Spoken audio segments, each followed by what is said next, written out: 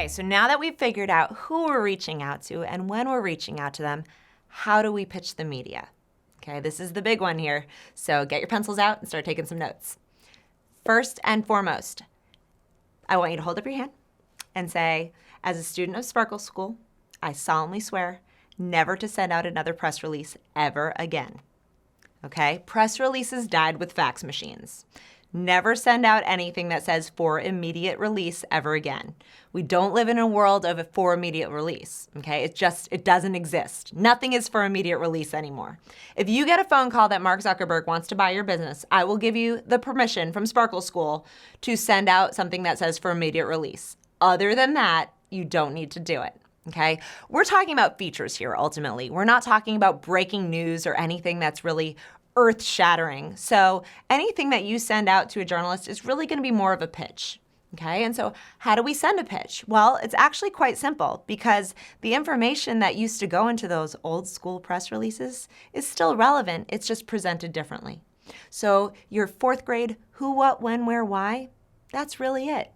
You know, we talked about that 2 to 3 sentence kind of spiced up boilerplate. We want to use that too. But how do we get there? First, we start with the subject line. Your subject line's got to be super engaging. It's got to be short and to the point. Most journalists will not even open emails. Okay? They are going to open up their phone when they come out of a meeting, and they're going to see that they have 200 emails in their inbox from the last hour. And they are just going to keep swiping and swiping and swiping and deleting until they see a subject line that's kind of interesting. And so you need to decide what that might be. I can't tell you what that is. Sometimes it could read like a headline. Sometimes it's a question. Sometimes you might want to use the journalist's name if you know them or you met them somewhere. But whatever it would be to really engage somebody, to get them to say, I need to know more, I need to open this email. So think about the fact that most of us are reading our email on our phones.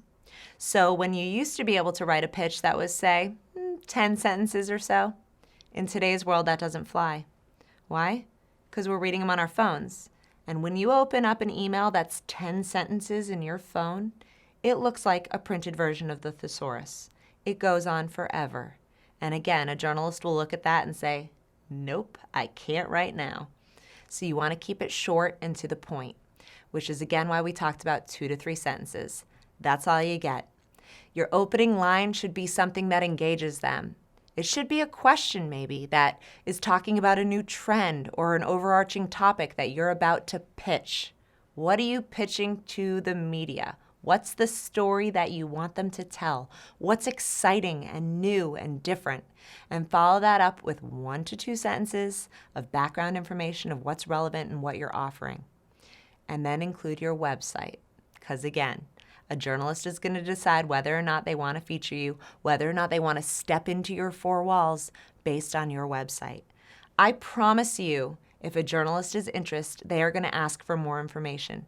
Then you can send them 15 sentences, 20 sentences. You can send them your digital media kit that you've already prepared and saved as a PDF. You can send them all the additional details later.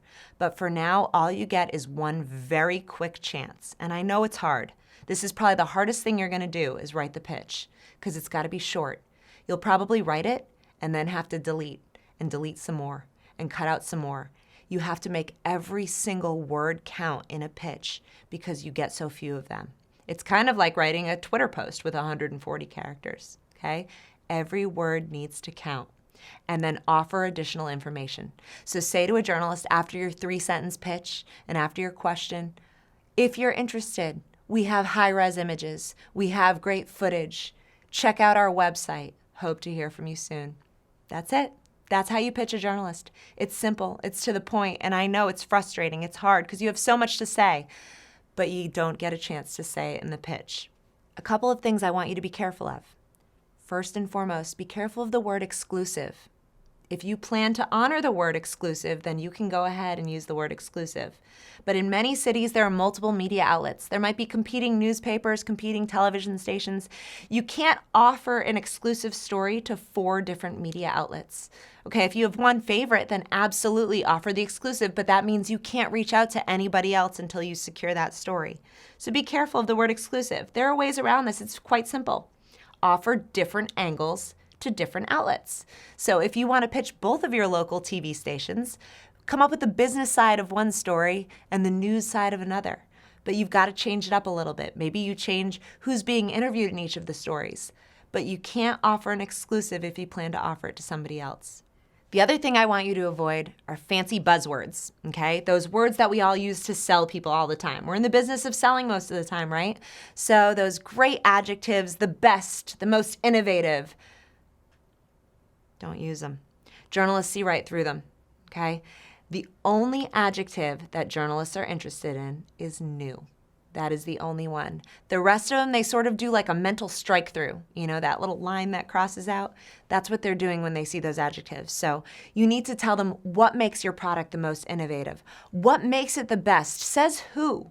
Okay, if somebody actually said it was the best, then who said it and why is that relevant? But otherwise, just stick to the facts. The journalists don't need fancy buzzwords to make their decision of whether or not they're going to feature your product. I want you to think of ways that you can truly stand out. So if you're pitching a media person, it might not just be on the computer. So a dear friend of mine called me a couple years ago and said, hey, we're getting ready to launch a gym. Do you have any ideas, that I could just bounce off of you and talk through this a little bit? I said, sure. He said, we've got some great testimonials. We've been working with a few ladies and they've already lost an average of 13 pounds each over the course of the first month. I said, that's awesome. So what can we do with that? Well, a testimonial on camera is kind of stale. Everybody can do that. And so I said to him, Darren, why don't you go out and buy one of those fat blocks? Those gross little plastic looking yellow blocks that look like fat? See if you can find a 13-pound one. Why don't you deliver those to some local media and just say, I'll be in touch with a little tag? Well, Darren wound up landing a monthly segment on his local TV morning show. And every month he got to go on and show fitness activities and give advice, but it was all because he dropped off a block of lard to a journalist. Okay, we did something similar when we were bringing a men's high heel race to downtown. And instead of just telling the media we were bringing a men's high heel race, we went out and bought high heel shoes and put a save the date inside the high heel shoes. And we delivered them to all the local journalists. And you know what happened next? Not only did we get phone calls asking for more information, but every single journalist that we delivered them to took a photo of those high heel shoes and put it on social media, because that's the world that we live in. So you're not just dealing with journalists who can share these stories on their regular platforms. They're not just looking for opportunities that they can share on television or in print anymore, but then they have thousands and thousands of followers on social media, and they have opportunities to post there as well. We didn't even plan for that. That just happened by accident. So can you be creative with your pitch and think outside the box? Because so few people are doing that. So few people are stepping out from behind their computer and being creative in their pitches. So what can you do? If you have a restaurant, can you just deliver lunch to the local news station? Why not? If lunch just shows up, wouldn't you be pretty excited and say, where'd that come from? I want to learn more. One other thing I really want you to do is pay attention to the way that stories are written. So when you were doing your research and you were reading the outlets that you wanted to be featured in and you were reading the stories to get the appropriate bylines, were you really reading the stories? Because the best thing you can do is pitch a story the way that it should appear in the actual magazine. Okay, there are certain columns that run all the time. For example, the New York Times has a column specific to hotels called Check-In, and there's a formula of the way it works. It's a very easy formula to follow. So wouldn't it be easy for you as a hotelier to break down that formula and pitch a journalist based specifically on that formula? Absolutely. So pay attention and pitch accordingly. Don't pitch an outlet a story that they've never run anything about before.